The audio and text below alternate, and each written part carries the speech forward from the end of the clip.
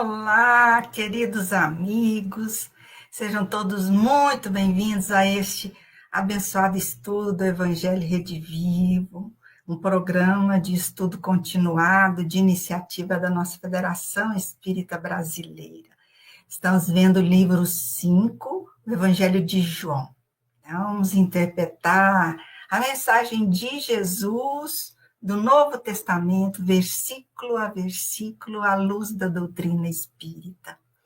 Vamos dar boas-vindas aos queridos que já se encontram aqui na sala, a Marlene Tax, a Márcia Coelho, sempre conosco as duas, a Glaucia também, Carlinhos Taiano. Temos um lugar cativo aqui para vocês e vários outros que ainda vão entrar no nosso estudo na noite de hoje. Sejam todos muito bem-vindos. Nós vamos guardar os 30 minutos finais, 20 minutos finais, para que a gente faça uma interação, perguntas, respostas, que dá sentido ao nosso estudo do Evangelho Redivivo. E para dar início, nós vamos então convidar a Lenira, que fará a nossa leitura de harmonização e prece inicial. Boa noite, Lenira, seja bem-vinda. Boa noite a todos, muito bom estar aqui com vocês. Então vamos à nossa leitura de harmonização, né?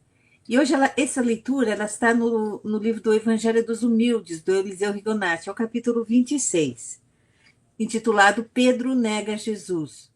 A gente escolheu uma pequena parte desse texto, que nos lembra o seguinte: a negação de Pedro é uma séria e profunda advertência a todos os que trabalham no campo evangélico. Durante 3 anos, Pedro se preparou sob a orientação de Jesus para o divino ministério do apostolado. O mestre jamais cessara de lhe recomendar, bem como aos demais discípulos, que vigiassem e orassem, porque não sabiam quando e como e onde seriam provados. Diante da última advertência que Jesus lhe faz, Pedro jura fidelidade. Conhecendo a fragilidade das promessas humanas, Jesus se limitou a sorrir e ainda o avisa de que dentro em breve o negaria. A Pedro, tal coisa se lhe afigura impossível. No entanto, no horto não pôde assistir ao mestre na sua hora de agonia, e depois o nega publicamente. Por consequente, tenhamos cuidado, todos nós, que somos aprendizes do Evangelho. Na estrada que conduz a Cristo, não faltarão oportunidades de dar-lhe o testemunho, mas também as ocasiões de atraiçoá-lo e de negá-lo são numerosas. Este episódio também nos dá um exemplo do que é uma consciência educada. Logo que errou, Pedro percebeu seu erro. Sua consciência, educada nos princípios evangélicos, imediatamente o adverte. E Pedro se arrepende e chora, mas levanta-se decidido a corrigir o erro, sem demora, lutando pela causa de Jesus. Se Pedro não tivesse a consciência educada, somente muito tempo depois, ou talvez só no mundo espiritual, é que ele iria compreender o erro, quando lhe seria extremamente difícil corrigi-lo. Em nosso estudo do Evangelho e do Espiritismo, procuremos educar nossa consciência para que ela se possa manifestar e ser ouvida por nós, demonstrando-nos sempre os erros assim que os tenhamos cometido. Desse modo, teremos o tempo suficiente para corrigi-los, sem sofrermos consequências dolorosas, e daremos provas de que estamos aproveitando os ensinos recebidos. Linda a mensagem de hoje, né, gente? Então, agora vamos à nossa prece de início. Então, amigos, eu convido todos a gente silenciar nossas mentes e elevar nossos pensamentos ao nosso Pai de infinito amor e bondade para agradecer. Gratidão, Pai, por mais esta oportunidade de poder aprender e sentir os ensinos de nosso Mestre e Guia Jesus. Encoraja-nos, Pai, a vivenciarmos suas lições e permita que os espíritos superiores nos auxiliem a educar nossa consciência, para que possamos servir com boa vontade à providência divina. Permita-nos ter amparo em nossas fragilidades, para que possamos reconhecê-las e eliminá-las, sempre com o firme propósito de nos tornarmos homens de bem. Que seu reino de amor vibre em nossos corações. Dai-nos o pão nosso de cada dia. Perdoa as nossas ofensas, assim como perdoamos a quem nos tem ofendido, e livra-nos de todo o mal. Que saibamos sempre esquecer o mal e fazer o bem, em qualquer circunstância. Assim, é com alegria que pedimos permissão para iniciar nossa reflexão da noite de hoje, ao tempo que rogamos para que os espíritos benfeitores amparem nosso querido Max na condução do aprendizado edificador do tema de hoje. Que assim seja. Que assim seja, Lenira. Que linda prece. Muito bom. Então, gente, pessoal que já chegou, a Gisele, o Aldo, a Sandra, o Josemar Alves, a Rosana, a Fran, né? E então, outros também que vão chegar. E, pessoal, nós vamos ver hoje o tema 29, ainda na parte 7, que é a última parte do livro. A parte 7 fala a hora de Jesus, a Páscoa do Cordeiro de Deus. E o tema 29, hoje, nós vamos ver a prisão de Jesus, Jesus diante de Anás e Caifás, negações de Pedro, que estão em João, no capítulo 18, versículos de 1 a 27. Vamos conhecer, meditar, sentir e, sobretudo, vivenciar o Evangelho de Jesus. Educar as nossas consciências, hein? Então, para esse estudo de hoje, nós vamos chamar o Supermax, que já está aqui na sala, aguardando ansiosamente, né, Max? Para nos conectarmos. Abre seu microfone. Sim, Janice, estou aqui feliz com a nossa presença de novo aqui juntos para poder compartilharmos esse super estudo, porque de Marx já não tem nada de super, tudo é de menos, mas o Evangelho é tudo super, então nós vamos com certeza estudá-lo aqui hoje junto com as amigas e os amigos e aproveitamos para convidá-los a participar. Ao final, como sabemos, temos aí 30 minutos aproximadamente de debate, de conversas, né? É ali que nós crescemos, porque aqui não tem ninguém que tenha a pretensão de saber, não. Nós estamos apenas examinando, estudando junto e aprendendo junto. Então, vamos seguir nessa direção. Com certeza. E lembrando os amigos, nós estamos retransmitindo pelo Facebook da FEB TV, Facebook da FEB Oficial e da FEB Lives pelo YouTube. Max, tudo contigo, meu amigo. Vamos ficar aqui só apreciando, viu? Muito obrigado, Janice. Vamos juntos. Eu também vou apreciar com profundidade esse tema. Então, vamos colocar, né, nosso guia aí, né, para que a gente possa seguir aí uma linha de pensamento que facilite a nossa compreensão. O objetivo do slide é esse, gente, é apenas que seja o roteiro para que a gente não perca a essência do trabalho, que é o que nós queremos, estudar, né? Então, nós não estamos fazendo palestra, estamos fazendo um estudo. E como a Janice já nos adiantou claramente aí, a parte 7 desse livro que nós estamos estudando, que é o Evangelho de João, trata da hora de Jesus, chamada a Páscoa do Cordeiro de Deus, fala do item 1 da última ceia, no 2 da paixão e no 3, no dia da ressurreição. Então, nós estamos aqui entrando no item tema 29, que é quando a gente termina a despedida de Jesus na sexta parte, e entramos aqui naquele momento em que Jesus é preso, em que Jesus se deixa prender, vamos deixar bem claro. E vamos ver um momento extremamente típico das prepotências humanas, quando ele vai estar diante de Anás, que nem era mais um sacerdote oficial, e Caifás.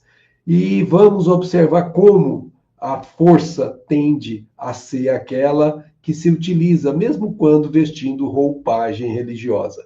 E vamos ver as fragilidades humanas, que todos nós temos um pouco de Pedro, mas vamos ver também como o texto maravilhoso que a nossa querida Helenira leu, que vai falar exatamente de como se levantar após o erro e como crescer com ele. Errar é inerente ao processo evolutivo. Levantar depende da boa vontade. Então, vamos começar lembrando que a prisão de Jesus foi tratada em primeira parte do capítulo 18, dos versículos 1 a 11. E o texto evangélico, ele é aqui trazido para ser lido na íntegra, nós pedimos a permissão, para que nós não percamos a essência do trabalho. Então, nós vamos ler literalmente e vamos depois examinar o texto dentro das possibilidades que nós temos aqui de tempo.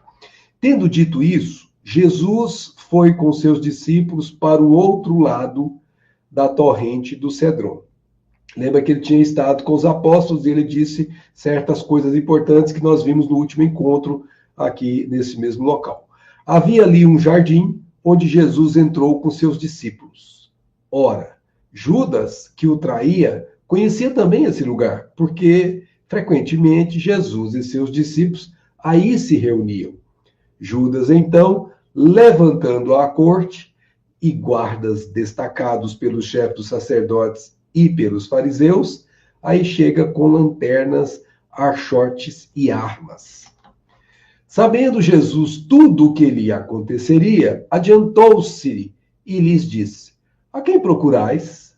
Responderam: Jesus, o Nazareu. Disse-lhes: Sou eu. Judas, que o traía, estava também com eles. Quando Jesus lhes disse: Sou eu, recuaram e caíram por terra. Perguntou-lhes então novamente: A quem procurais? Disseram: Jesus, o Nazareu. Jesus respondeu: Eu vos disse que sou eu. Se então é a mim que procurais, deixai que estes se retirem, a fim de realizar a palavra que diz: Não perdi nenhum dos que me deste. Então veja aqui alguns termos que nós vamos examinar. Caíram por terra. O que significa isso? Quando Jesus falou, sou eu, eles caíram por terra. Tem aqui um significado bastante importante. E vamos examinar também esse termo, a quem procurais? Vamos fazer aqui uma análise mais alongada dele e mais espiritualizada. E também vamos lembrar que sempre Jesus estava se remetendo aos profetas anteriores para demonstrar claramente que ele era o enviado. Então, não perdi nenhum dos que me deste. Era uma das assertivas que ele, então, colocava em evidência a todos que ali estavam. Então, Simão Pedro, que trazia uma espada, tirou-a e feriu o servo do sumo sacerdote, a quem decepou a orelha direita. O nome do servo era Malco. Jesus disse a Pedro: Embainha a tua espada. Deixarei eu de beber o cálice que o Pai me deu? Então, embainha a tua espada também. E esse momento de decepar a orelha e essa pergunta de Jesus: deixarei eu de beber o cálice que o Pai me deu? Agora há pouco nós vimos na leitura, né, que todos nós teremos os momentos das nossas provas, os momentos das nossas aferições de valores. Jesus estava no ápice do seu movimento de trazer o evangelho para a terra, quando ele deixou-se conduzir pelos os maiorais da época. Bom, a primeira coisa que nós vamos trazer aqui é a contextualização, né? Ele fala de um vale do Cedron que eles tiveram que atravessar para chegar no jardim de Getsemane, ou no Jardim das Oliveiras também, como é chamado. E esse vale tem um profissional do assunto, né, estudioso do assunto, que chama-se Davis, que tem um estudo mais aprofundado que nós utilizamos aqui. Diz ele, em termos geográficos, a região do Cedron, que do hebraico quer dizer escuro ou turvo, é uma ravina, ou seja, um lugar onde a água vai escavando durante as cheias e vai formando aquele lugar da passagem natural da água. Uma ravina que se estende de noroeste de Jerusalém, nas proximidades dos túmulos dos juízes, prossegue por cerca de 3 quilômetros no sudeste, alcança o sul por detrás da cidade e chega ao vale de Enum. A partir daí segue em curso sinuoso até o Mar Morto. Vamos lembrar que Jerusalém está próximo, bem próximo do Mar Morto. O Vale do Cedron não tem águas correntes. Na estação das grandes chuvas do inverno, recebe as vertentes das encostas vizinhas. Além disso, todo o vale se mantém inteiramente seco. É, na verdade, uma ravina coletora de águas em determinado período do ano, no inverno, que se conserva durante o verão. O Cedron, portanto, separa a cidade de Jerusalém do Monte das Oliveiras, ou seja, esse vale é como se fosse a demarcação de separação, que também nós falamos que é onde fica o Getsemane. E para aí tem que se passar quando vai para a Betânia ou para Jericó. Vamos lembrar que Betânia, onde morava aqueles amigos de Jesus, Lázaro, né, que ele ressuscitara, e as suas irmãs, Maria, e Jericó, aquela cidade por onde Jesus passou, e que nós vamos lembrar não uma só vez, encontrou personalidades que marcaram e ficaram registradas, como aquele cego que ele cuidou, que ele liberou da cegueira, enfim, o encontro com o baixinho, né, que subiu no sicômoro, o nosso querido amigo, que fez, obviamente, a recepção de Jesus na sua casa. Então veja que para ir para esses dois lugares tinha que passar por ali. E vamos enxergar isso agora de maneira clara. O que é esse jardim de Getsemane? Pela descrição de João, Jesus e os discípulos foram na direção dessas duas cidades, acomodaram-se no jardim de Getsemane, também conhecido como Monte das Oliveiras, local onde os soldados prenderam o Senhor. O jardim de Getsemane, conforme seu nome indica, tinha um bosque de oliveiras e uma prensa de extrair óleo das azeitonas. Então veja que aquela região ela é rica em produção de azeitonas, né?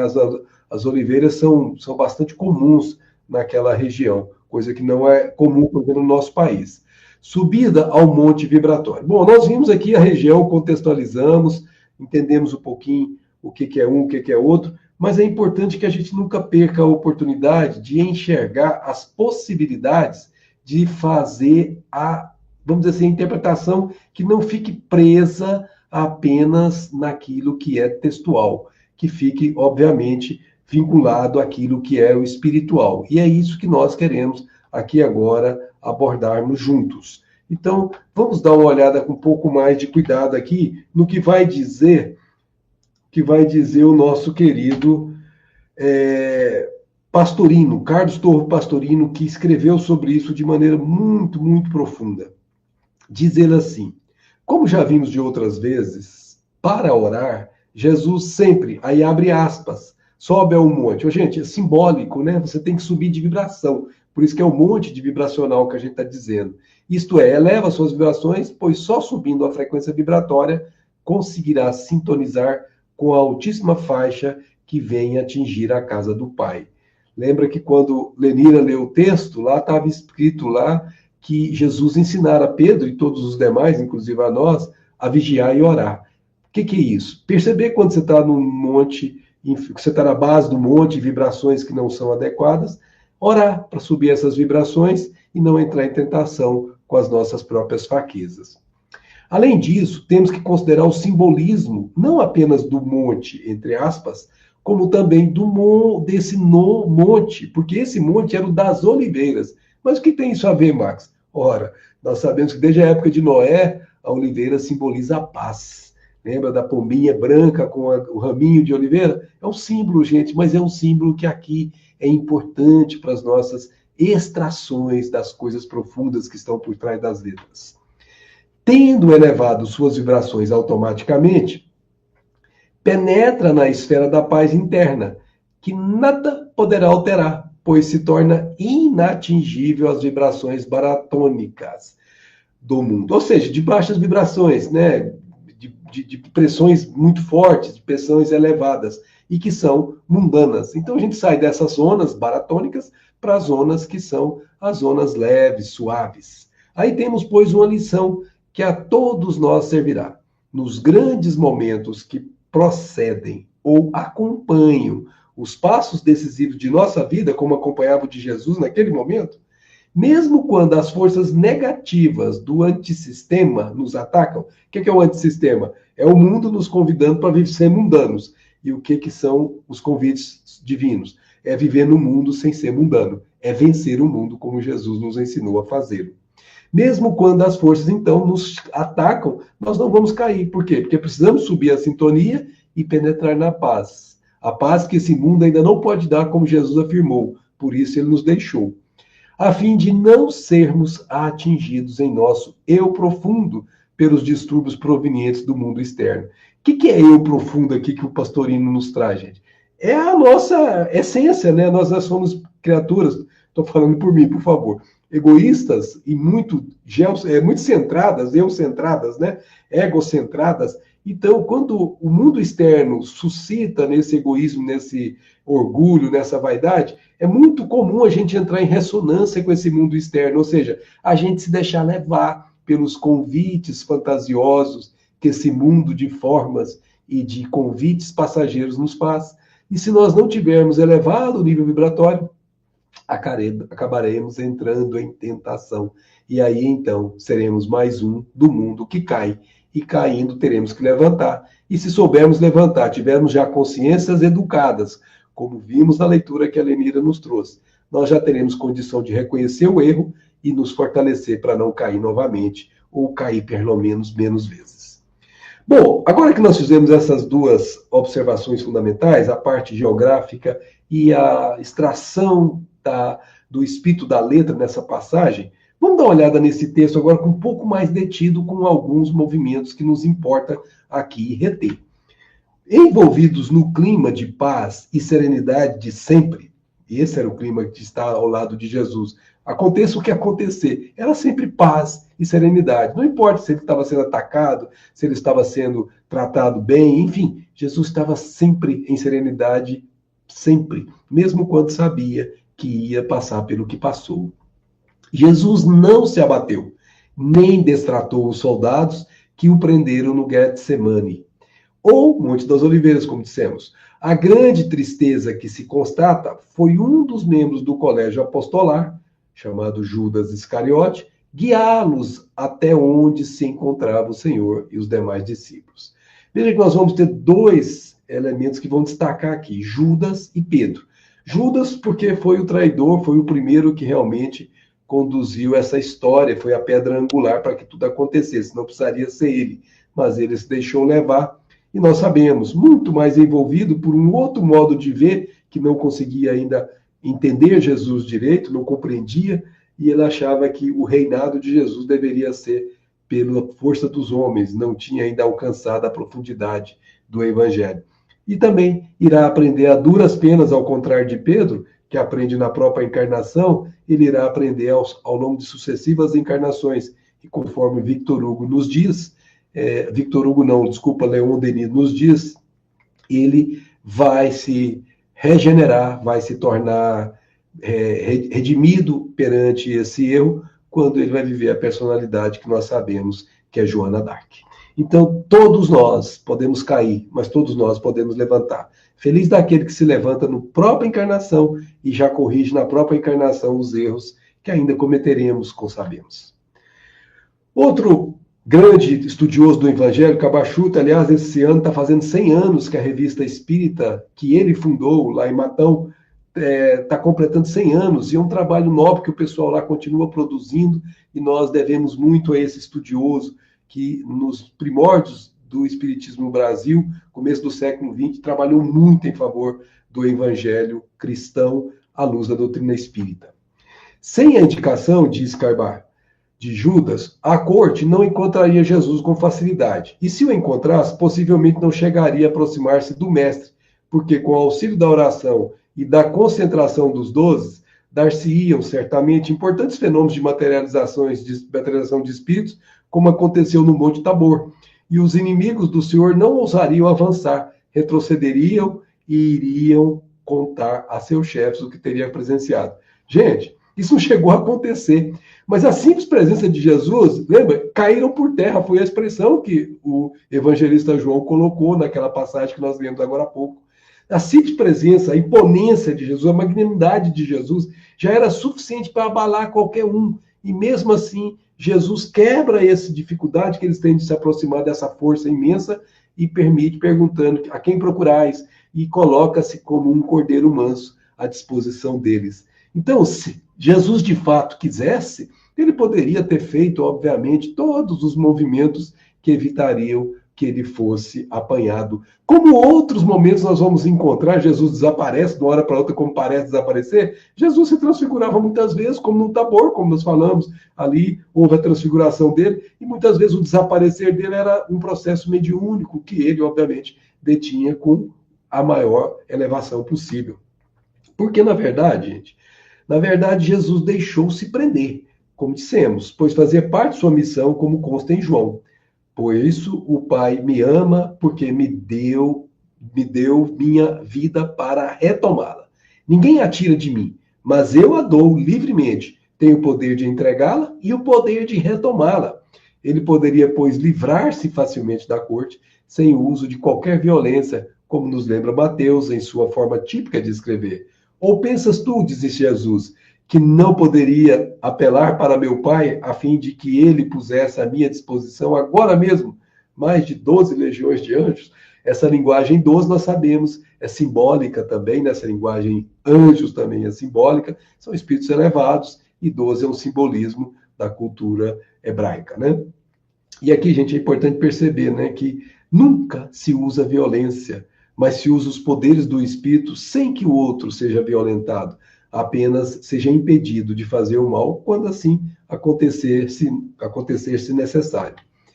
Bom, tem alguns detalhes que variam dessa prisão de Jesus entre os evangelistas. É bom a gente lembrar, já estudamos os outros 3 evangelistas, dos sinóticos, né, Mateus, Marcos e Lucas, mas é bom a gente dar uma lembradinha aqui, para que isso vai se fortalecendo dentro de nós. A prisão de Jesus é relatada pelos evangelistas com mais ou menos detalhes, né? Cada um faz ao seu modo. Por exemplo, em Mateus, Marcos e Lucas, há referências de que Judas teria identificado o Senhor com um beijo que lhe deu na face. Olha, o texto de João não consta esse beijo, não, indicando que a iniciativa de se apresentar aos soldados foi do próprio Jesus, como nós agora há pouco vimos, né? Outra ideia se destaca no registro evangélico, é que Judas Iscariote foi quem conduziu os soldados ao local certo, pois sabia que, usualmente, Jesus e os discípulos se reuniam naquela região, como no próprio texto de João estava dito. Entretanto, há ainda outra hipótese a respeito da necessidade da presença de Judas Iscariotes. Aí quem vai falar isso é o estudioso Kremer no livro Jesus de Nazaré. Ele diz assim, publicado pela Federação Espírita Brasileira: naquele momento, chegou a delegação do Sinédrio com Judas à frente, iluminando o jardim com a luz dos achortes. Alguns estudiosos, diz Kremer, levantam a hipótese da necessidade da presença de Judas devido à semelhança física do mestre com Tiago Menor, que era filho de Alfeu. Judas foi ao encontro de Jesus e beijou-lhe a face, um sinal previamente acordado. Esse é, então, uma das interpretações que os 3 evangelistas utilizaram essa questão do beijo. João não colocou isso. Aí tem aquele termo que nós chamamos a atenção agora há pouco. A quem procurais? Essa pergunta de Jesus é bastante profunda e é Emmanuel que vai extrair muito mais do que a gente consegue pensar que alguém conseguiria extrair. Essa indagação, a quem procurais, ou dependendo da tradução, o que buscais, estava impregnada.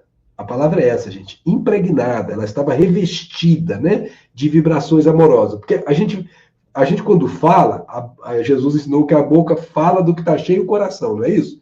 Então, quando a gente solta a voz, o nosso pensamento vai revestido pelo nosso sentimento. Se é um sentimento amoroso, esse pensamento chegará no outro com essa amorosidade. Se o nosso pensamento é um pensamento enfermiço, da mesma forma. Se é um pensamento de alguém que está de mal com a vida, da mesma forma. Então, o pensamento emitido, por si só, sem articular palavras, ele já carrega a energia que procede do sentimento. E quando você fala, aí torna-se mais forte, porque o magnetismo da fala ainda impacta mais sobre quem está à sua frente. Então, quando Jesus disse o que buscais, você lembra, os rapazes caíram por terra, aqueles que foram buscar Jesus. Por quê? Porque o peso desse amor de Jesus emitido nessas palavras foi tão forte que impactou sobre eles. E eles ficaram sem ação. E foi necessário Jesus ajudá-los. Assim parecido com o que aconteceu com Paulo, guardadas as proporções, é claro, quando Paulo estava em Roma para ser,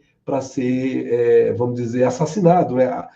Ter a sua cabeça decepada por uma espada. O soldado não conseguia, dada a respeitabilidade de Paulo, a grandiosidade que Paulo já tinha naquela época, mais dos 60 e poucos anos já, e naquele momento foi preciso que Paulo falasse: meu filho, cumpra seu ofício. E o rapaz, para poder ter coragem de cortar o pescoço de Paulo, teve que ser ajudado pelo próprio Paulo. Que coisa, parece paradoxal, né? Mas as grandes almas, né, elas são assim, elas não temem a morte. Por quê? Porque a morte é apenas a mudança de dimensão. E aqui Jesus sabia claramente que eles vinham para prendê-lo e matá-lo. Não tinha outra, Jesus sabia claramente disso. E não obstante, Jesus os trata com amorosidade. Aprendamos com isso. Como também de firmeza, porque ele foi firme, causando impacto emocional nos soldados, que nós acabamos de escrever. E trata-se de uma pergunta que vai além das circunstâncias onde fora proferida e que merece mais detida reflexão, em especial quando nos encontramos em situações conflitosas de desarmonia. Vamos dar uma olhadinha nisso. Então é importante que a gente perceba que essas perguntas que a gente faz intimamente para nós mesmos, elas decorrem muitas vezes dos nossos compromissos que nós assumimos diante de Jesus. Porque Emmanuel nos ensina dessa seguinte forma essa passagem.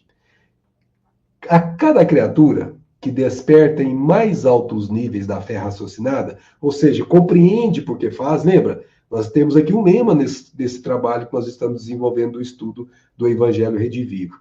Nós precisamos compreender Jesus, entender Jesus. Para quê? Para que o raciocínio aprove as lições que ele nos trouxe. Que não sejam lições que sejam enfiadas goela abaixo. Não. Que não sejam lições dogmatizadas, que a gente não raciocine, não entenda porque está cumprindo. Não. As lições precisam ser claras. A convicção tem que partir da clareza. Eu faço, não porque alguém diz para me fazer. Eu faço porque eu sei que tem que fazer. Eu não creio mais apenas. Eu sei o que eu creio. Porque aí, então, não haverá abalo. E daí porque chama fé raciocinada. Então, quem já professa na escola do raciocínio, nos assuntos do Evangelho de Jesus, já está no nível mais elevado, com todo respeito aos que não fazem isso ainda. Soa para essas pessoas, portanto, a quem tem mais se pedirá, soa a interpelação do Senhor como sendo convite. A palavra é convite, por quê? Porque não se violenta as consciências. O livre-arbítrio de todos nós é respeitado. Soa como convite às obras em que se afirme a caridade real. O que é a caridade real? É aquela que você faz seguindo exatamente como fazia Jesus. Benevolência para com todos, indulgência para com os defeitos alheios e perdão das ofensas. Isso tudo um dia será espontâneo, um dia isso será natural, um dia isso será automático. E aí ela será verdadeiramente real. Assim, escuta no íntimo, diz o nosso Emmanuel nos convidando, em cada lance das próprias atividades, e ele usa, né, porque nós falamos que Jesus falou com firmeza, a quem procurais? A austera palavra do condutor divino, convocando-te à coerência entre o ideal e o esforço. Bom, eu quero seguir Jesus, mas que esforço eu estou fazendo?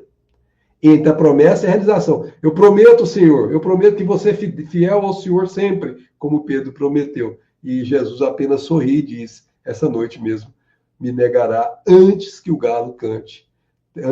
Quando o galo cantar 3 vezes, na terceira vez, o galo cantará e você mostrará que essa fidelidade ainda é humana, não é uma fidelidade divina. Então é muito importante que nós não estamos mais naquele campo da observação, fascinado pelo Evangelho, mas inertes na ação. Não. A fé sem obras, nós já sabemos disso, é morta. Nós precisamos colocar a ação, aquilo ideal. Nós precisamos colocar a realização naquilo que nós prometemos, fazer o que cumprimos. Analisa o que fazes. Então, o que nós estamos fazendo? Pensa, reflete no que nós estamos fazendo. Observa o que diz. O que temos falado uns para os outros?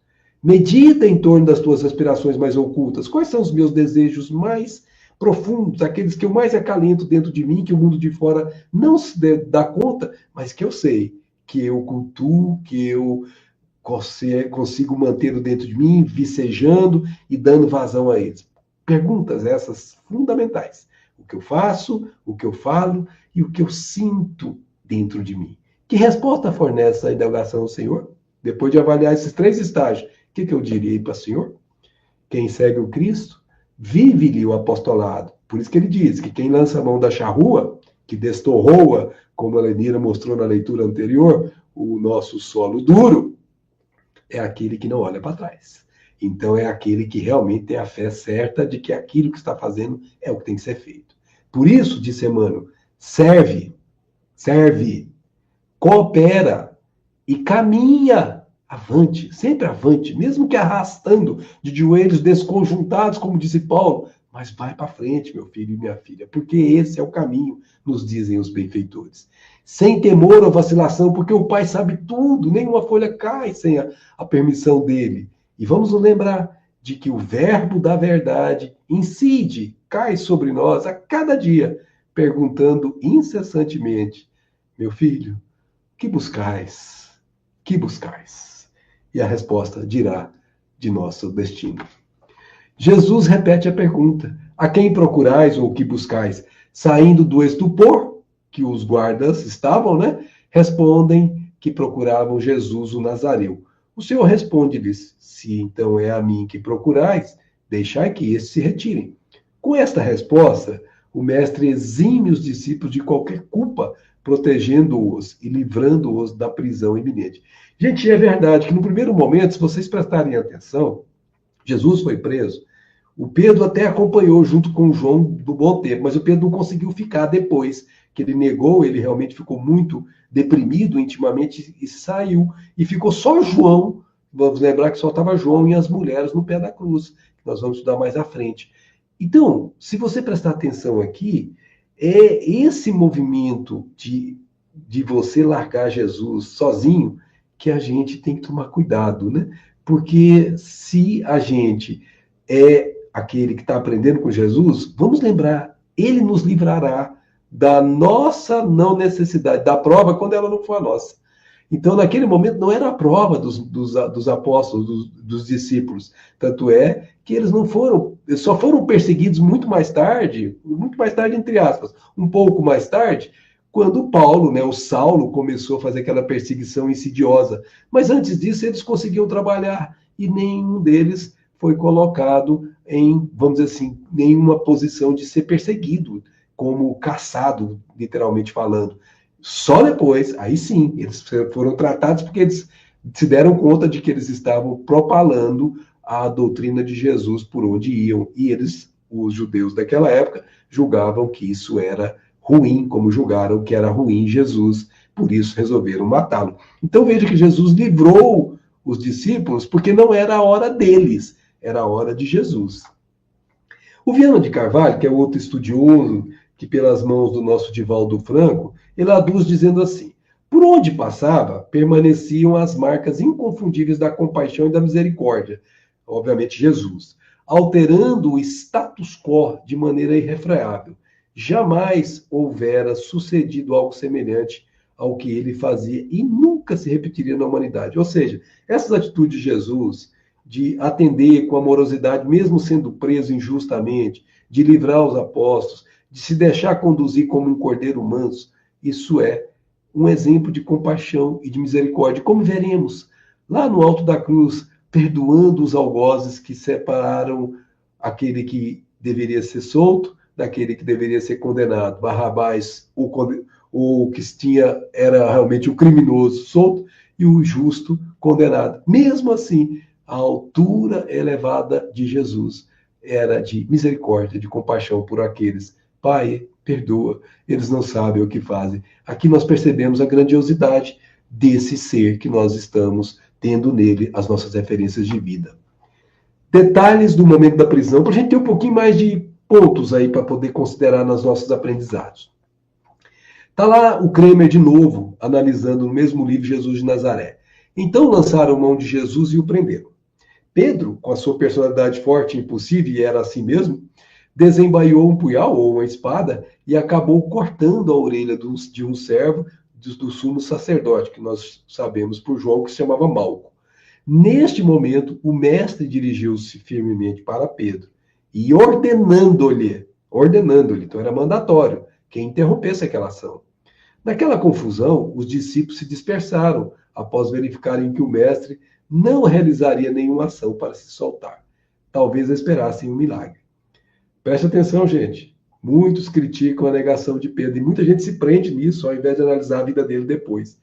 Mas somente Pedro e João permaneceu. Os outros 9, porque o Judas já estava traindo há mais tempo, todos eles caíram na sua própria condição de se livrar daquela situação que eles sabiam que era grave. E esses dois, mesmo estando correndo o risco disso acontecer, refizeram-se do susto e tiveram coragem Coragem, esta é a palavra. Tem um livro de Emmanuel que chama-se Coragem Moral. É exatamente isso, a coragem deles aqui foi moral, de seguir o mestre preço. Aquela expressão que a gente viu Jesus falando para Pedro agora há pouco, em Bainha tua espada, ela tem significação muito funda, de alcance muito longo para as nossas vidas. Presta atenção nesse texto que nós vamos ouvir de Emmanuel. Sustentando a contenda com o próximo, destruidora tempestade de sentimentos nos desarvora o coração. O que ele está dizendo, gente? Quando a gente entra em demanda, discussão, a gente cria choques, literalmente choques eletromagnéticos dentro de nós, e isso desestrutura-nos emocionalmente. Nós ficamos fragilizados, nós não ficamos bem com o que fizemos, nós ficamos instáveis, inquietos, ficamos com dor de cabeça, como resultado disso às vezes acontece, às vezes alguns de nós não conseguem dormir com aquilo que fizemos. Então, por isso, jamais demandeis, disse Jesus. Se te pedir a capa, se te pedir para andar 1000, vai 2000 metros, se te pedir a roupa, dá a capa. Ou seja, nunca demande, nunca discuta, porque isso te desestrutura espiritual e emocionalmente. Ideais superiores e aspirações sublimes, longamente acariciados por nosso espírito, construções do presente para o futuro que nós construímos em nós, e plantações de luz e amor no terreno de nossas almas, sofrem desabamento e desintegração, se nós tivermos a contenda, gente. Por quê? Porque o desequilíbrio e a violência nos fazem tremer e cair nas vibrações do egoísmo absoluto. Nos colocamos naquele ego centrado que havíamos relegado à retaguarda da evolução. Aquele que éramos, o homem velho, que nós estamos querendo largar para trás para ser o homem novo, a criatura nova, volta a prevalecer naquele momento em que entramos em contenda, em discussão. O mal não merece comentários, minha amiga e meu amigo. Depois disso, muitas vezes devemos atravessar aflitivas existências de expiação para corrigir as brechas que nos alviltam o barco do destino em breves momentos de insânia. Veja, 1 minuto, alguns breves momentos da nossa vida pode desabar toda essa estrutura que nós tínhamos buscado para transformar-nos na criatura nova que precisamos ser e voltamos à condição da criatura primitiva que éramos. E para poder sair disso, precisamos passar pelas tais das provas compulsórias ou expiações que nós, às vezes, precisamos ter que nos submeter a elas. Em nosso aprendizado cristão, ensina então Emmanuel, lembremos-nos da palavra do Senhor, embainha a tua espada. O que significa isso? Não vai abrir a tua boca para discutir, nem para pensar mal do outro. Se o outro quer discutir, deixa ele falar. Você percebe claramente quando uma pessoa fala, sai até aquela coisa na boca dele. Se você não repercute aquilo, parou, não vai te alcançar. Então você não se desestabiliza. Conquanto ele esteja desestabilizado, você está emocionalmente intacto. Por quê? Porque você não entrou naquela seara. Você não desabaiou a sua espada que você ainda carrega. Porque nós somos espíritos em evolução. Ainda trazemos essas marcas do nosso passado em nós. E se não tivermos vigilantes, poderemos entrar em tentação com esse passado. E aí desabaremos nessa questão de dificuldades em experiências dolorosas. Bom, gente, terminamos a primeira parte. Vamos fazer a segunda parte aqui agora, que é Anás e Caifás e a negociação de Pedro. Quando Jesus estava diante dos dois e quando Pedro, obviamente, estava envolvido nisso aí também. Nós vamos trabalhar essa questão juntas. O texto do Evangelho, que nós pedimos permissão novamente para ler na íntegra, ele diz assim: então, a corte, é a sequência do anterior, né, gente? O tribuno e os guardas dos judeus prenderam a Jesus e o ataram. Veja, como se ele fosse alguém perigoso. Conduziram-no primeiro a Anás, que era o sogro de Caifás, o sumo sacerdote daquele ano. Caifás fora o que aconselhara aos judeus: é melhor que um só homem morra pelo povo. Então veja, Caifás, ele que quis a morte de Jesus, sobretudo ali. Ora, Simão Pedro, junto com outro discípulo, seguia Jesus. Esse discípulo era conhecido do sumo sacerdote. Está falando, obviamente, de João. Ele próprio, relatando, não quis colocar o seu próprio nome. E entrou com Jesus no pátio do sumo sacerdote. Pedro, entretanto, ficou junto à porta e de fora. Então o outro discípulo, o próprio João, conhecido do sumo sacerdote, saiu, falou com a porteira e introduziu Pedro. Então João era um menino naquela época, 16 para 17 anos provavelmente, tinha autoridade de alguma forma pelo seu conhecimento perante aqueles que estavam ali na posição dos judeus daquele sinédrio. A criada que guardava a porta diz então a Pedro: não és tu também um dos discípulos deste homem? Ora, gente, aqui vamos nos colocar na posição de Pedro, né? Se o João estava lá, ela sabia que o João também era discípulo de Jesus. Mas o Pedro, coitado, ele não conseguiu se estruturar porque veio aquele abalo, aquela condição que ele não vigiou. Se ele tivesse levado o pensamento, eu estou falando aqui, parece fácil, né? Mas eu estou falando aqui assim, hipoteticamente, ele talvez tivesse conseguido dizer sim, sou eu, mas não conseguiu. E muitos de nós, muitas vezes, quando somos solicitados a mesma situação em condições distintas, a mesma resposta sai como a de Pedro. Não és tu também? Ele respondeu, não sou. Os servos e os guardas tinham feito uma fogueira, porque estava frio. Em torno dela se aqueciam. Pedro também ficou com eles, aquecendo-se. O sumo sacerdote interrogou Jesus sobre os seus discípulos e sobre sua doutrina. Jesus lhe respondeu, falei abertamente ao mundo. Sempre ensinei na sinagoga e no templo, onde se reúnem todos os judeus. Nada falei às escondidas. Por que me interrogas? A pergunta aos que o ouviram, o que lhe ensinei, disse Jesus. Eles sabem o que eu disse. A essas palavras, um dos guardas, veja a brutalidade, gente, um dos guardas que ali se achava, deu uma bofetada em Jesus, dizendo, assim respondes ao sumo sacerdote? Respondeu Jesus, se falei mal, testemunha sobre o mal. Mas se falei bem, por que me bates? Nossa, gente, que pergunta. Eu imagino esse soldado, como é que ele ficou depois. Anás, então, o enviou maniatado a Caifás, o sumo sacerdote. Simão Pedro continuava lá, de pé, aquecendo-se. E aí, obviamente, a labareda deve ter clareado o rosto dele. Disseram-lhe então, não és tu também um dos seus discípulos? Ele negou, respondendo, não sou. Um dos servos do sumo sacerdote, parente daquele a quem Pedro decepara a orelha, o Malco, disse, não te vi no jardim com ele? Pedro negou novamente, e logo um galo cantou. Anás e Caifás. Quem são essas personalidades, gente? Dizem alguns espíritos que algumas delas ainda estão em condição de recuperação. Anás, ou Ananos, filho de Sete, foi nomeado como sumo sacerdote em 6 depois de Cristo e foi deposto em 15 depois de Cristo. Lembra que quem fazia isso eram os romanos que estavam no comando daquela região. No Novo Testamento, ele continua sendo referido como sumo sacerdote, mesmo depois de 15 depois de Cristo, ou seja, já estava há 15 anos e ainda era tratado como sumo sacerdote. E aí, o nosso querido Douglas, o estudioso do Evangelho, ele diz assim, isso pode ser devido a uma das 3 razões. Primeira, embora que os romanos dispusessem o sumo sacerdote e nomeassem outro, os judeus consideravam o sumo sacerdote como um ofício vitalício. Outra possibilidade, em segundo lugar, o título sumo sacerdote é dado no livro de Atos e em Joséfo, que é um historiador judeu, aos membros das poucas famílias sacerdotais, das quais surgia a maioria dos sumos sacerdotes, além de dá-lo àqueles que realmente exerciam o ofício sumo sacerdotal. E em terceiro lugar, Anás possuía grande influência pessoal sobre os sumos sacerdotes, seus sucessores.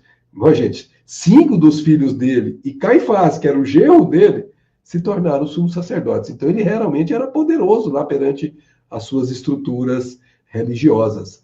Por ocasião do julgamento de Jesus, diz Douglas, encontramos Anás dirigindo as investigações preliminares antes do julgamento oficial presidido por Caifás. Gente, a palavra oficial aqui, com todo respeito, é entre aspas, tá? Nós vamos ver que tem nada de oficial aqui. Eles não seguiram as leis vigentes à época.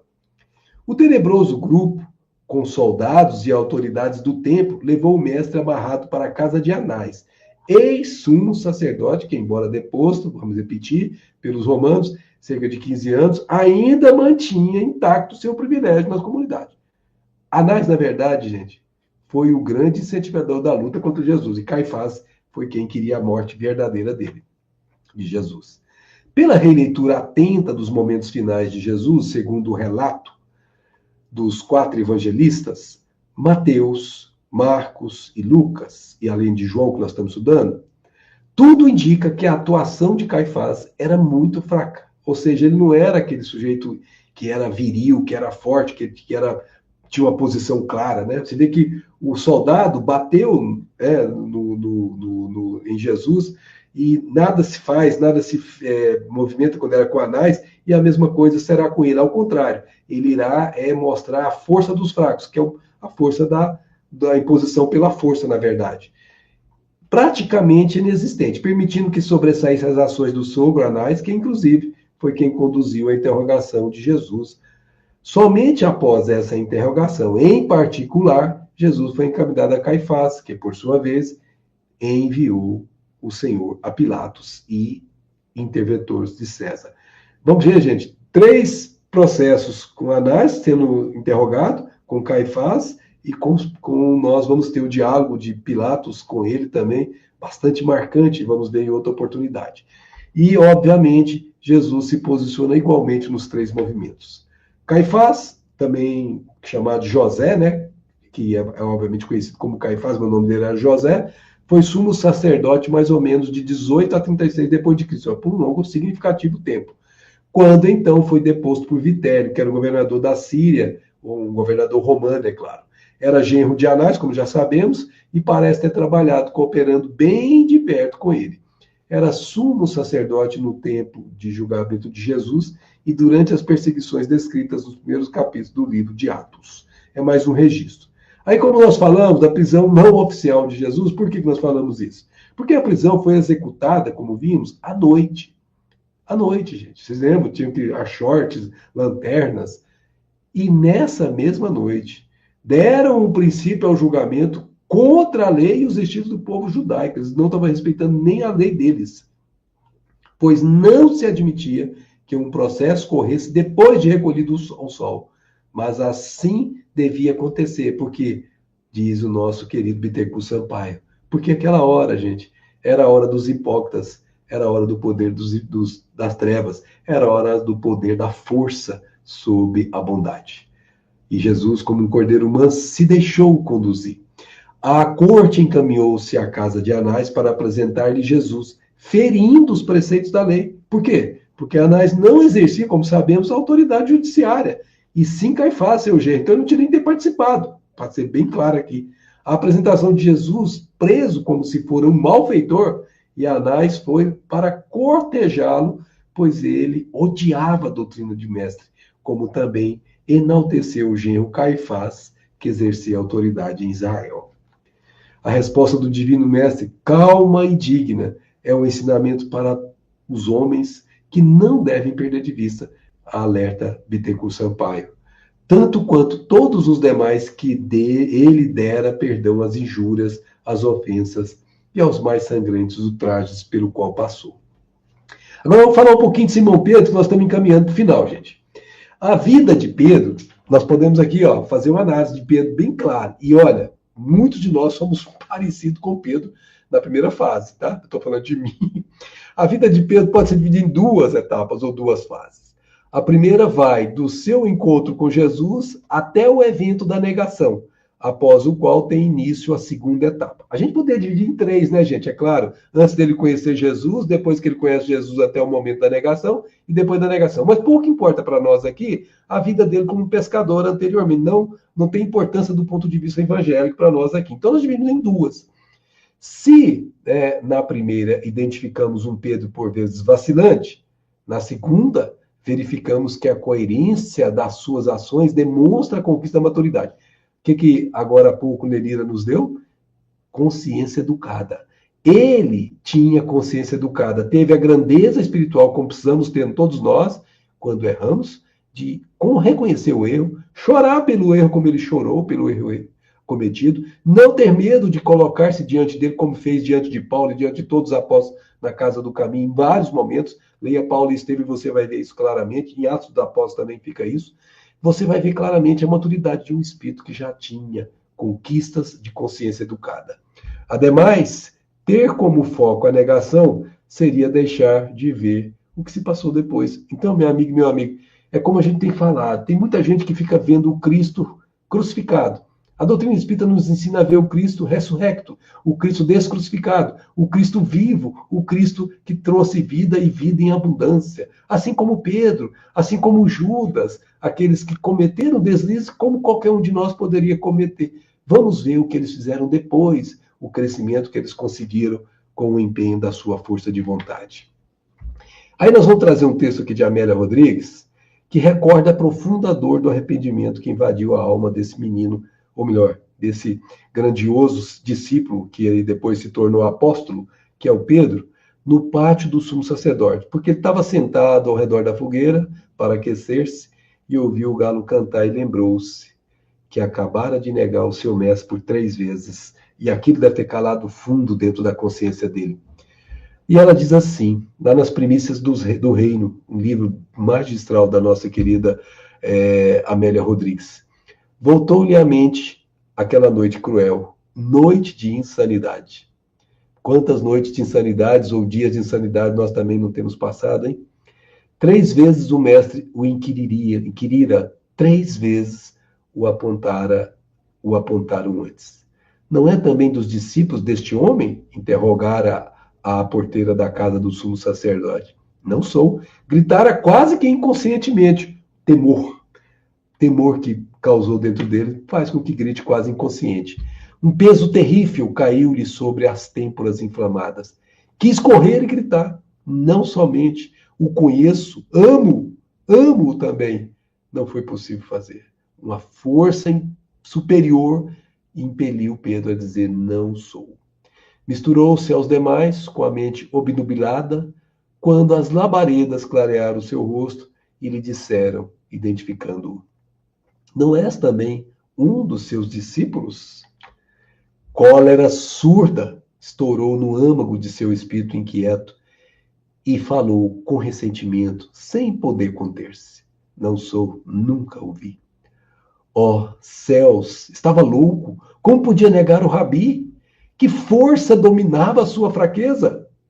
Saiu amargurado, sem coragem para reviver a tanto desequilíbrio, quando o outro servo do sumo sacerdote o inquiriu. Não te vi eu no horto com ele? Não és amigo dele? Não, revidou com profunda mágoa. Nunca o vi. Foi demais a sua dor. Agora que cantava o galo, triste, cronometrando a sua perfídia. Parecia ver aqueles olhos fitando-o tristemente. Ele mesmo dissera antes: por ti darei a minha vida. Negar-me-ás 3 vezes antes que cante o galo, disse a Jesus. Mas, gente, o Pedro que nós temos que olhar, que precisamos ser também, é o Pedro transformado.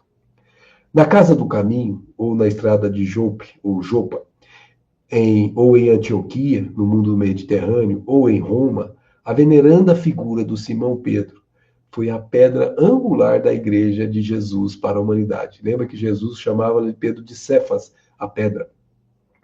O emérito missivista da regimentação da fé e da esperança, até o momento em que na Babilônia, ou seja, na Roma, com Paulo ampliando e mantendo os horizontes da fé viva, outras mãos cingiram suas mãos e o levaram ao testemunho.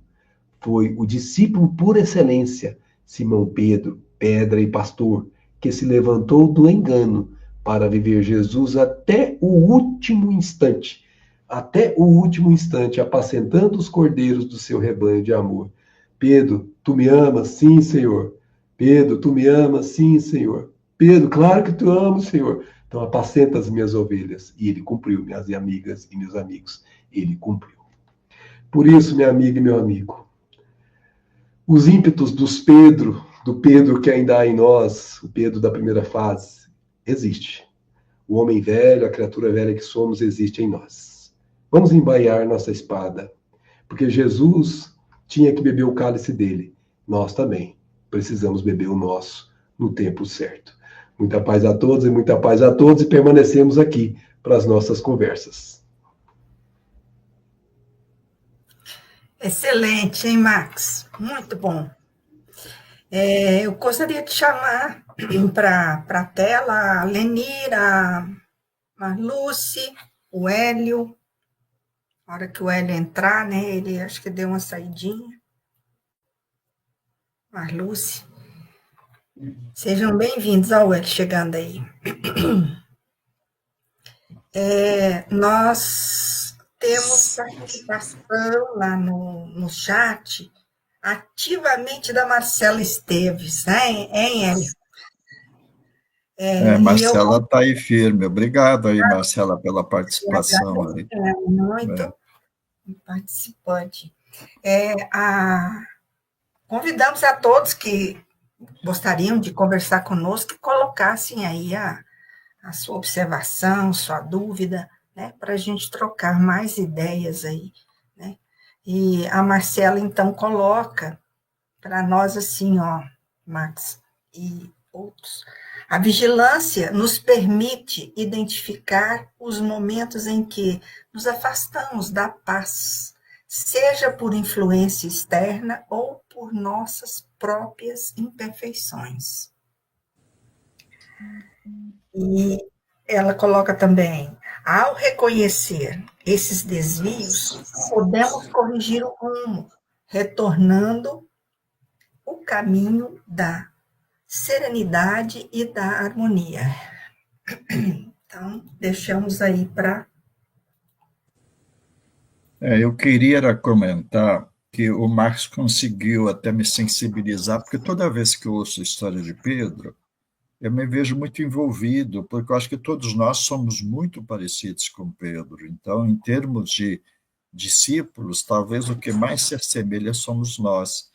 E enquanto o Marx estava abordando, eu vinha pensando nas fragilidades que eu já tive, na busca e no fortalecimento que eu estou tendo para não fragilizar mais, mas como a Marcela bem colocou aí, ele é um exemplo mesmo para a gente conseguir ver que quando a gente cai em si e se dá conta da necessidade de se redimir, a gente tem oportunidade e tem condições. Então, dos apóstolos todos, o que me parece mais parecido conosco, em função dos vacilos, da negação no dia a dia, nas várias situações, me parece Pedro. Então, é muito interessante. Jesus, conhecendo profundamente a estrutura de todos nós, ele sabia que Pedro ia fazer isso, porque, conhecendo-o profundamente, ele sabia que ia chegar um momento onde ele não ia afirmar que ele ia negar, e foi o que ele afirmou. Mas é um exemplo fortíssimo. Eu, de uma certa forma, me sensibilizo pensando nas várias existências que a gente já teve, nos vários momentos que a gente já negou, e na encarnação atual que a gente, quando você não cuidar, a gente está negando o Cristo. Verdade. Por isso a importância do vigiar e orar, né? Como a Marcela colocou para a gente. O vigiar e orar é essencial. A gente tem que viajar os nossos pensamentos, os nossos atos, as nossas intenções por trás de todas as nossas ações, as nossas verdadeiras intenções. Isso é vigiar. Para que a gente possa pensar antes de agir. Ou seja, que a gente possa realmente refletir antes de agir, antes de ter uma reação intempestiva, né? Antes de falar algo que a gente não deva, magoar alguém, ou ter um ato com relação a outra pessoa que venha magoá-la e venha criar uma desavença, que às vezes a gente não vai conseguir sanar nessa própria existência. Então, que a gente tenha sempre em mente esse vigiar e orar que o Cristo falou. O vigiar no sentido dessa nossa observação constante. E orar é a gente estar com os pensamentos ligados no bem, com as coisas boas, com boas leituras, elevar uma prece, quer dizer, no momento da aflição, da dúvida, elevar o nosso pensamento, fazer uma prece, se dirigir ao Pai, para que a gente se encha dessa energia, essa energia do bem, né? Para que a gente possa reagir de acordo com os ensinos do Cristo. Verdade, Lenira. Marluce, Max... Isso. Deixa eu me lembrando aqui de um livro da Denise Lino, falando sobre Pedro, né? E o título do livro é bem interessante. Humano, demasiado humano. Então, quando o Hélio traz aí a personalidade de Pedro, muito parecida com a nossa, Mas essa passagem, né, da negação de Pedro, e quando Jesus pergunta as mesmas 3 vezes se ele o ama, e Pedro, a partir daí, ele faz uma reviravolta no seu comportamento em relação a seguir os ensinamentos do mestre. Então, nesse momento, para nós, é uma lição. A gente tem as fragilidades, mas quando a gente decide rever os nossos conceitos, como diz aqui a Marcela, reconhecer os nossos deslizes, os nossos desvios, e firmemente tomar uma outra posição diante da vida, das pessoas. Então, é essa lição que deve ficar em nós em relação a Pedro, porque ele passou para a história apenas como aquele que negou Jesus. Mas, e depois dessa negação, ele reverteu a situação e foi realmente ser o líder, a pedra que Jesus esperava que ele fosse, a rocha, né, nos comportamentos. Então, é essa lição que a gente tem que ficar de Pedro, que a gente cai, a gente tem os deslizes, tem as nossas fragilidades, mas a gente pode e deve ser forte e prosseguir, sem receio de novos erros. Caiu, levanta e segue. Essa é a nossa trajetória, né, que deve ser. Não é isso, Max? Então, gente, é exatamente isso que vocês colocaram, é extremamente importante para a nossa própria vida, né? A Pedro reflete em nós hoje. E eu me lembrei que Allan Kardec, estudando a questão do mal, no capítulo 8 do Evangelho segundo o Espiritismo, ele diz assim: naquele que nem sequer concebe a ideia do mal, já há progresso realizado, ou seja, nunca fraquejará. Por quê? Porque ele já superou, já está maduro o suficiente, e qualquer aferição de valor ele passará. Por quê? Porque ele já passou pelas experiências anteriores, a custas, não de graça, a custa de duras penas, cai, levanta, mas a cada vez que vai caindo, vai se fortalecendo. Porque cada fracasso, gente, nunca vamos nos esquecer disso, é como se fosse uma base que você constrói para você alcançar o sucesso mais fácil na próxima tentativa. Aquele erro que você cometeu, você normalmente não comete de novo, porque você já aprendeu com aquela experiência. Você pode cometer novos erros, mas a cada novos erros você está no patamar cada vez mais elevado. Então, não vamos esperar acertar sempre e exigir de nós, né? Temos que ter o auto-perdão, que não erremos. Não está ainda na nossa condição de maturidade evolutiva, maturidade psíquica, o nosso coração, o nosso, vamos chamar, nosso movimento moral, ainda está em construção. Nós temos ainda muita dificuldade. Eu estou falando por mim, não estou falando, obviamente, por todos, mas eu acredito que alguns reflitam semelhantemente ao que a mim acontece. Então, ele vai dizer, Allan Kardec vai dizer que nesse que não tem nenhuma dificuldade, já não precisaria mais passar pelas provas, já foi provado. Então, ele já é espírito elevado. Agora, naquele a quem a ideia do mal, e negar Cristo é uma ideia do mal, acorde, vem, essa ideia surge, mas que a repele, ou seja, vigiou, opa, essa ideia não é boa, ou esse caminho não é bom, então eu estou desperto. Olha, gente, isso é muito importante, eu estou desperto, eu sei que aquilo ainda me influencia, mas não convém. Aí o que Kardec falou? Que está nesse estágio, há progresso em vias de se realizar. Então, os que estão benfazejados, já têm as bênçãos da tal da fé raciocinada, estão nesse estágio. A razão diz, não convém, meu filho, não faça. E isso ainda ampliado pela voz natural da consciência, que repercute a consciência do cosmos em nós, a consciência divina. Então é muito importante que nós que estamos nessa segunda fase, saibamos que temos que lutar, não contra o mundo externo, porque os problemas que nós vamos entrar em ressonância, eles não estão fora. Lá de fora só provoca o despertar, que estão latentes lá dentro de nós. Quando lá fora estimula, eles surgem. Mas eles ficam lá apagadinhos, caladinhos, até que uma oportunidade os exponha. E é aí que nós temos a tal da aferição do valor, a aferição das nossas qualidades morais. Mas Allan Kardec termina dizendo assim, finalmente, naquele que pensa no mal, e nesse pensamento se compraz, o mal ainda existe na sua plenitude da sua força. Ou seja, esse é o que dorme, é o que não sabe o que faz, é o que é digno de perdão, porque é como se fosse uma criança espiritual. Ele ainda é aquele que precisa de ajuda e não de julgamento. É aquele que precisa de mão para se levantar, para conseguir sair dessa inércia consciencial, para que ele comece a educar a sua própria consciência, como nós estamos fazendo agora.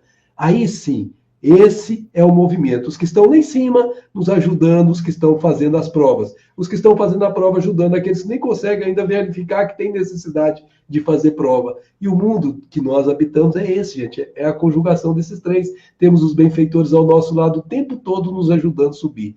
Mas temos também o dever de ajudar a subir aqueles que ainda não sabem o que fazem. Então, muito importante a colocação de Marcela Esteves, porque nós temos que estar vigilantes. E não é só de vez em quando, não, gente. É 24 horas por dia, com todo respeito. Verdade verdadeira, né? Como a Marluz falou, extremamente humanos, né, Max? Ainda. Mas, olha, voltando, né? Como antigamente falava, vamos voltar a fita, né? Mas agora já, né, já é tudo digital. Mas voltando, a gente sempre tem a oportunidade de fazer a limpeza, né? De ajeitar, de se consertar, né? E nós temos todas as chances que a gente precisa, todas. A Marcela Esteves também coloca aqui, vamos ler os comentários dela. Jesus é o exemplo máximo da coerência entre o ideal e o esforço.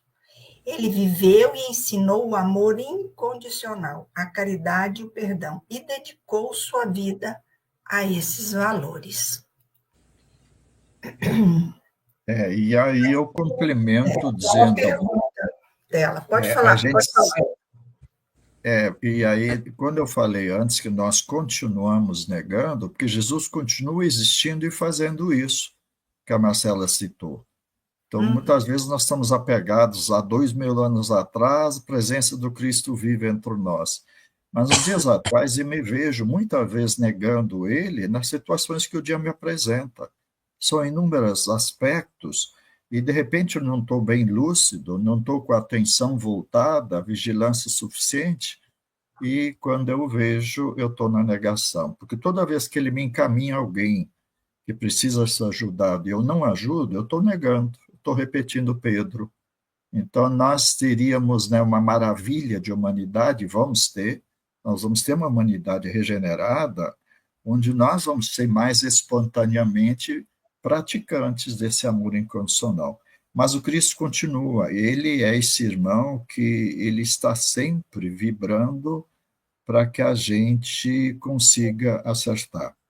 Então, todas as vezes que nós tiver dificuldade, fragilidade, lembramos-nos dele, que ele, de alguma forma, ele vai nos ajudar, nos fortalecer. E aí entra o doutor Bezerra dizendo, a humanidade sempre precisou do Cristo, mas nos dias atuais mais do que nunca.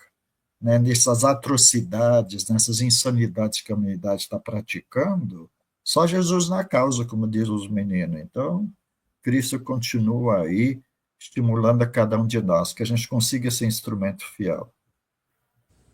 Verdade. Quem mais, Lenira? É verdade, Hélio. E por isso, a proposta do Evangelho Redimido, né, que é o programa da atualidade nessa regeneração planetária. A gente precisa não só conhecer, porque já temos muitas informações ao longo desses 2000 anos, mas é, sobretudo, meditar, retirar o espírito da letra, entender o significado, para compreender melhor Jesus, né? Trazer Jesus para o coração, no sentir, mas, principalmente e, sobretudo, vivenciar na vida de relação com as pessoas, nos dois planos da vida. Então, esse é um momento único que a gente tem para vivenciar. O que a gente já sabe, o que a gente já discutiu, que a gente já meditou, está meditando. Então, estudar aqui, mais uma vez, os ensinamentos de Jesus nessa proposta de conhecer, meditar, sentir e vivenciar, é fundamental para a nossa própria economia íntima, para a nossa própria tranquilidade, para a nossa própria harmonia. Então, é importante verificar atentar para o modelo que Jesus é para todos nós. Tem Eu acho tem também. a Marcela ainda coloca, só um pouquinho, né, olha aqui, ainda coloca sobre Pedro, né? A história de Pedro também nos mostra que é possível se arrepender e se redimir, nos inspira a sermos mais fortes, mais corajosos e mais fiéis aos nossos valores, né? Complementando a fala já de todos. A Com Lúcia caiu. certeza. Com certeza. Além disso, também eu vejo que essa passagem ela é importante porque, na verdade, o que me chama a atenção nessa passagem da negação de Pedro é quando o galo canta. Porque quando o galo canta é que ele lembra as palavras de Jesus.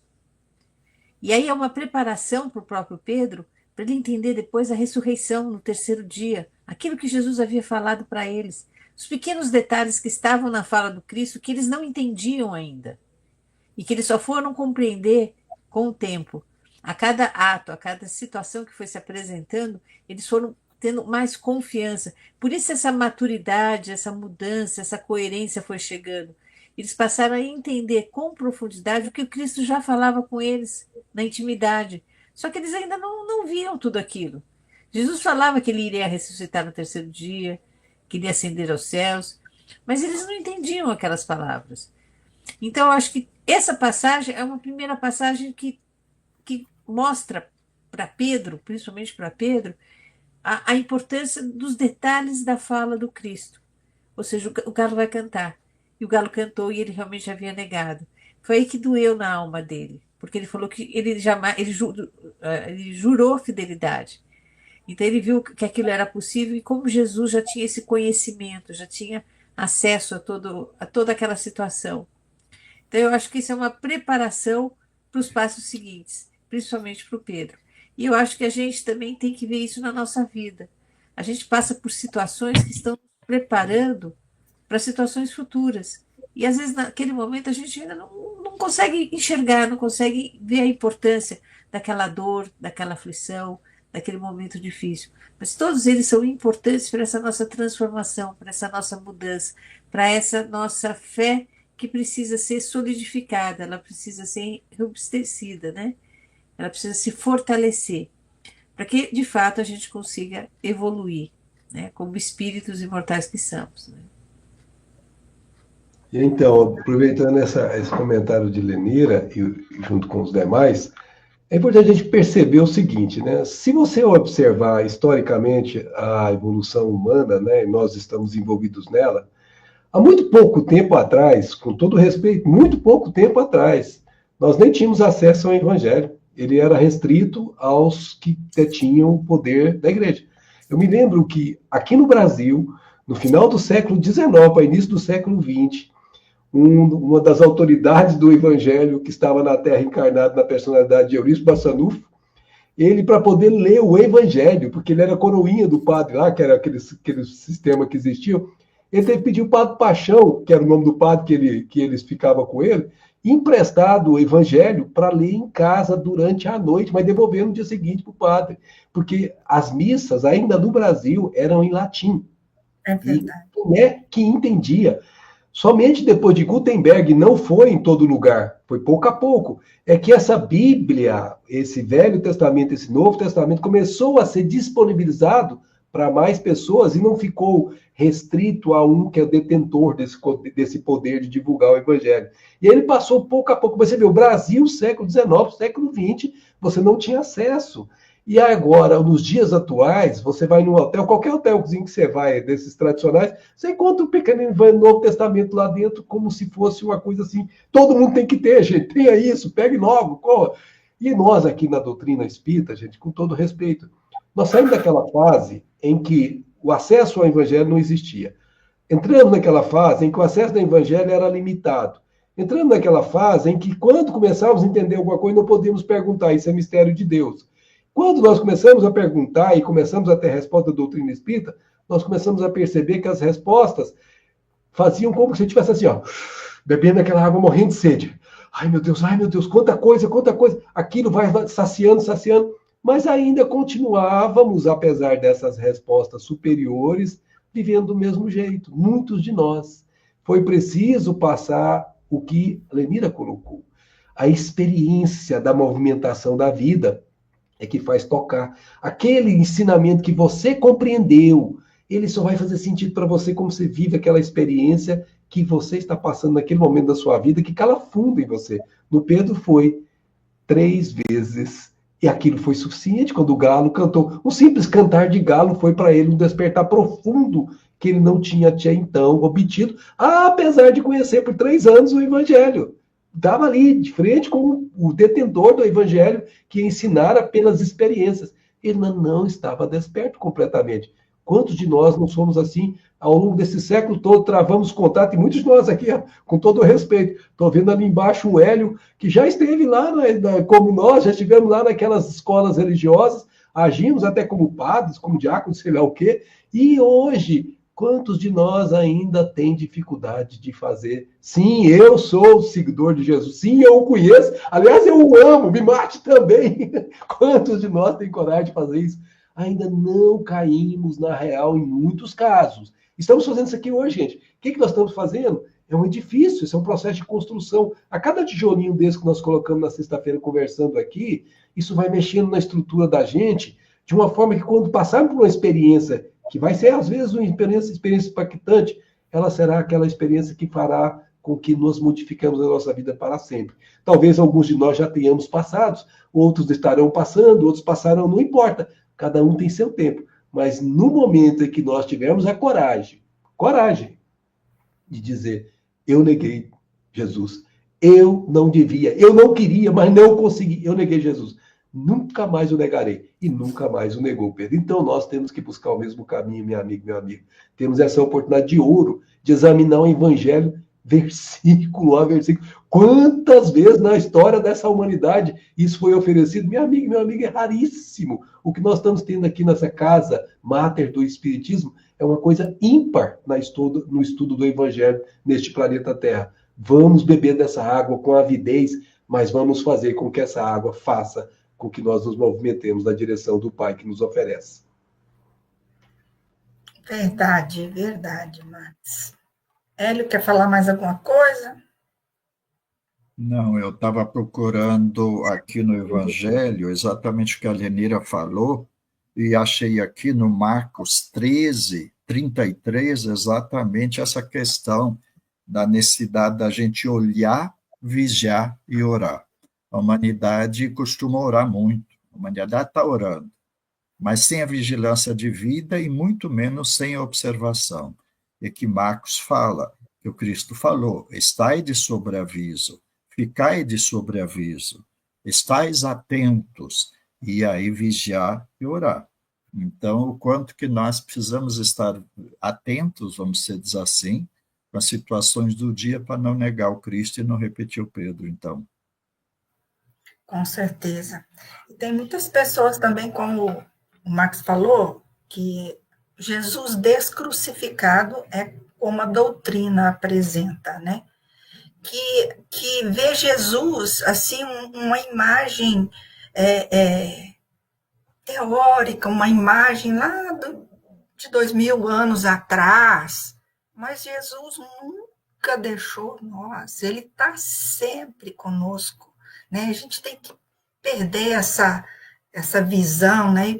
Ele está aqui, ele está entre nós, né? E nos ajudando diariamente, de noite, de dia, de madrugada, né? Nos intuindo, e está entre nós. A Marcela, ela fala da espada.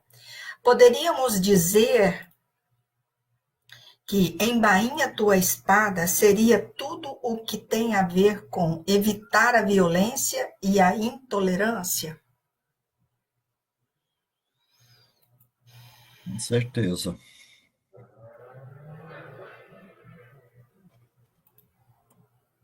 Conter os impulsos, né, Lélio? É essa expressão que ela colocou, porque o homem velho, aquilo que a gente carrega na gente, daquilo que a gente costumava ser, tende a vir com o impulso, né? Você, às vezes, tem dificuldade de controlar, porque agir é diferente de reagir. E muitas vezes nós reagimos frente a esses movimentos que nos tiram a estabilidade emocional, tiram a paz de espírito. Então, embainhar a espada significa guardar esses impulsos primitivos lá dentro e deixar vazar a amorosidade que nós temos que buscar.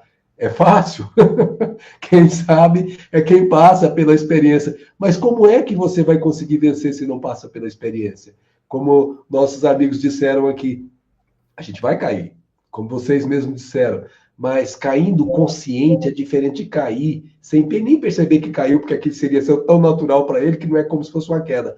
Mas para nós, que já ansiamos patamares evolutivos de paz no coração, esse cair dói, como o galo cantando, dói profundamente dentro de nós e faz com que nós, depois daquela experiência, tenhamos muito mais força para não cair de novo. Então, sim, embainha a tua espada é guardar a nossa primitividade, que era conquistadora, belicosa, intolerante, preponderante, racista, todos esses termos que você conhece aí que estão contra a realidade do bom senso e da bondade suprema. Com certeza foi o que nos disse a nossa querida amiga. Exatamente, é não revidar, né? A gente nunca seguir esse impulso de revidar. Porque sempre que a gente faz isso, a gente está deixando o nosso orgulho falar mais alto. Então, que a gente pense assim, quando eu tento agir dessa forma, é o meu orgulho que está preponderando.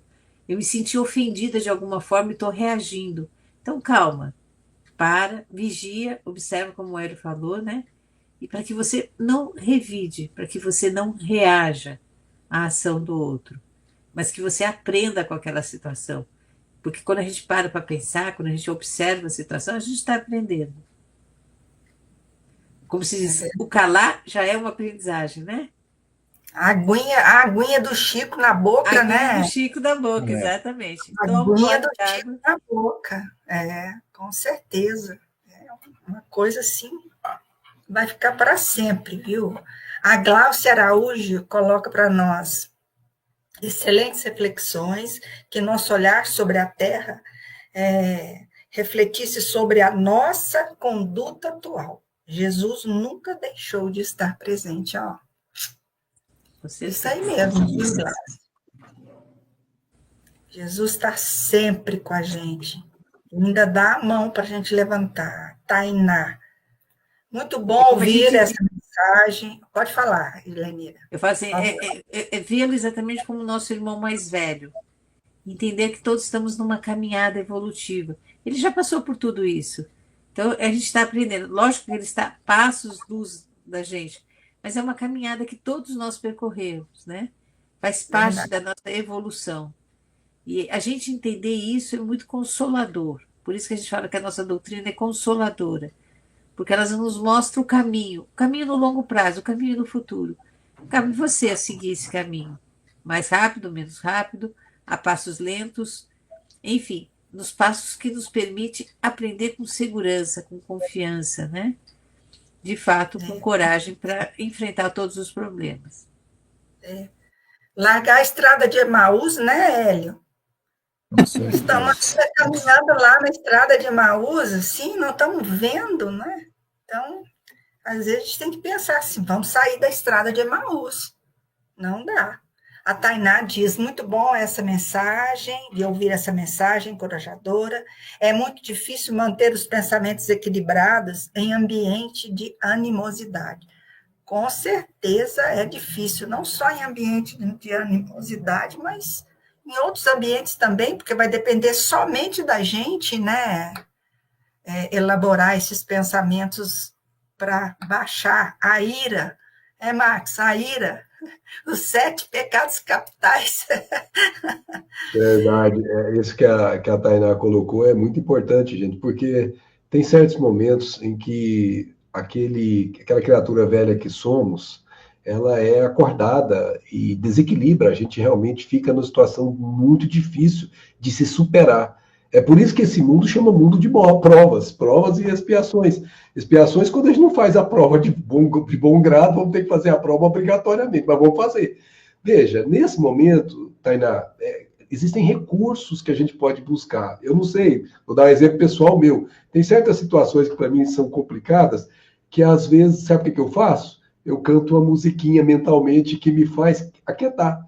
Então, Senhor, fazei-me instrumento. Aí ninguém está me ouvindo com a voz, mas lá dentro eu estou fazendo isso está fazendo assim comigo, ó, baixando a minha frequência do homem velho e subindo a minha frequência do homem novo, que é sereno.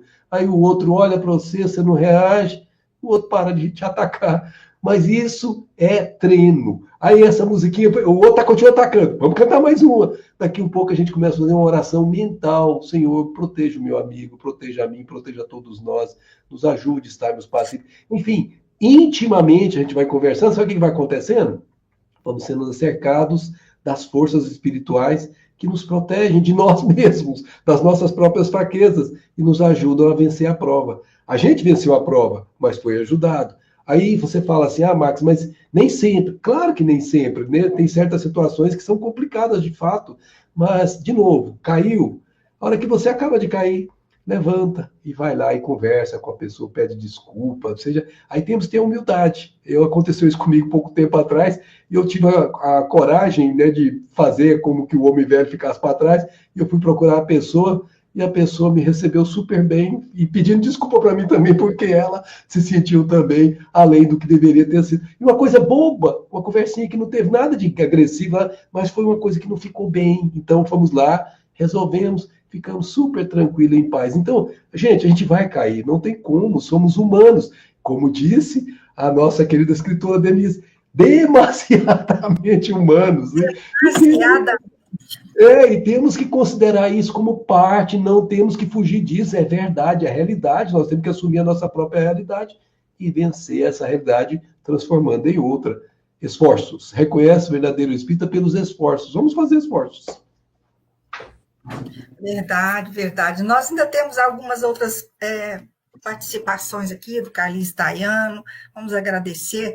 Nós estamos em cima da nossa horário, até passamos dois minutinhos aqui, mas agradecemos a participação de vocês, a Gisele e a Marcela Esteves, todos vocês que estão aqui, que participaram conosco nesse estudo maravilhoso do Evangelho Redivivo. Então, vamos para a nossa prece. Infelizmente, vamos ficar devendo essas considerações aqui a todos. Agradecemos muito. E eu vou pedir, então, para a Marluce nos conduzir à nossa prece final.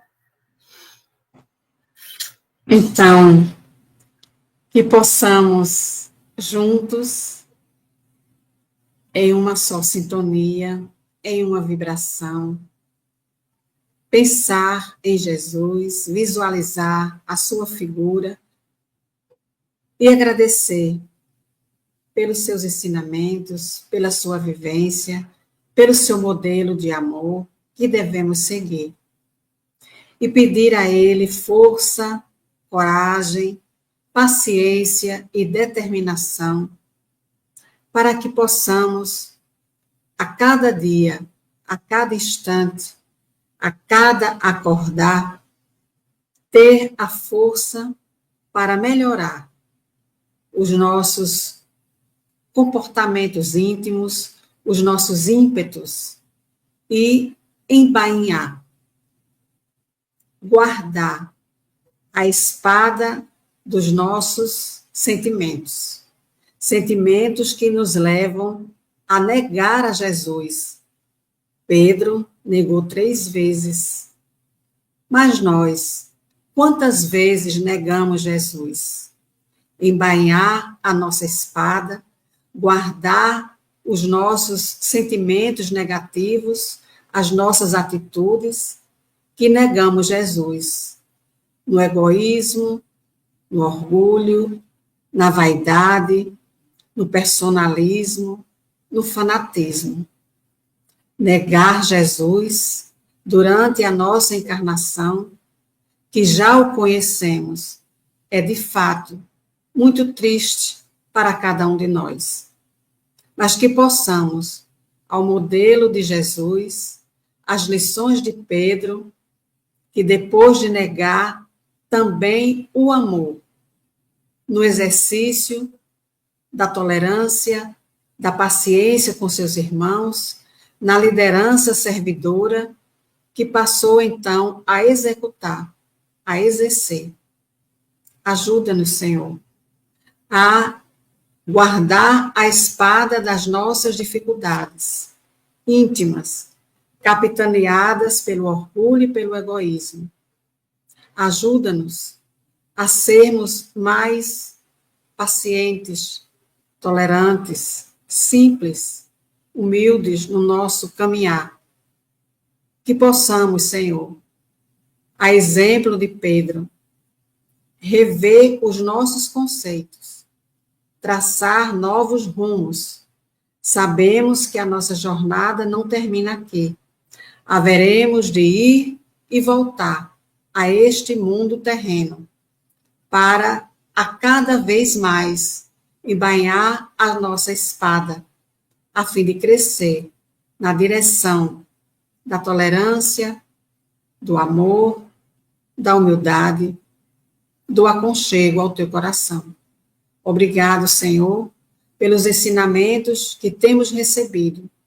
Obrigado, Senhor, por estar de volta na doutrina espírita, em espírito e verdade, trazendo de novo os teus ensinamentos, agora com mais clareza e objetividade, pelos ensinos dos espíritos superiores, organizados por Allan Kardec, na codificação espírita. Agradecemos, Senhor, ao Max, que hoje trouxe novamente os teus ensinamentos para o nosso coração, no vivenciar, no sentir, meditando e conhecendo sempre, a cada dia. Obrigado, Senhor.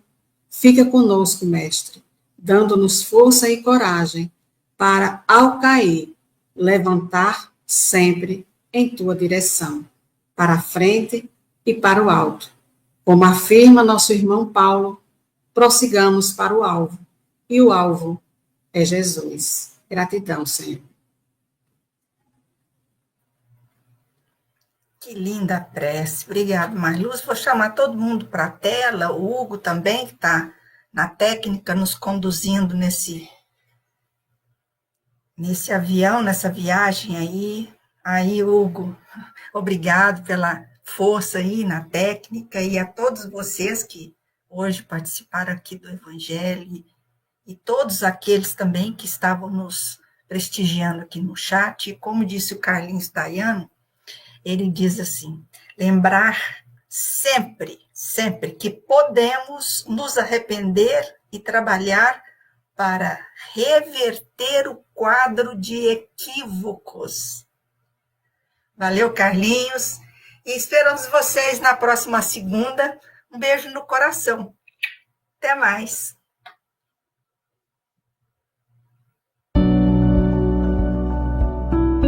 Somos impulsionados e motivados por um bem maior. Por meio da caridade e da vivência do Evangelho do Cristo, chegamos onde chegamos. Conquistamos o que conquistamos. O nosso trabalho acolhe quem mais precisa, e independente da distância, nossos meios acessam lugares que antes pareciam inalcançáveis. A comunicação é chave em todos os setores de nossa sociedade, e ela muitas vezes nos permitiu abraçar quem precisava de atenção em momentos de dor e angústia. Esse trabalho é feito com muita dedicação por toda uma equipe profissional, preparada para produzir diversos tipos de conteúdos que alcançam o público. Já são mais de 4.000 conteúdos de qualidade disponibilizados gratuitamente em nossas plataformas, produzidos por comunicólogos, produtores audiovisuais, cenógrafos, editores, designers, programadores e técnicos de áudio. Toda essa estrutura só é possível graças a você, apoiador do nosso trabalho. E somos gratos por toda a sua doação até aqui. Mas este trabalho precisa continuar. Podemos acolher ainda mais pessoas, e para continuar alcançando tantos corações, precisamos de você. Por isso, mais uma vez, contamos com seu apoio financeiro. Apenas com ele poderemos avançar ainda mais e continuar próximos de você.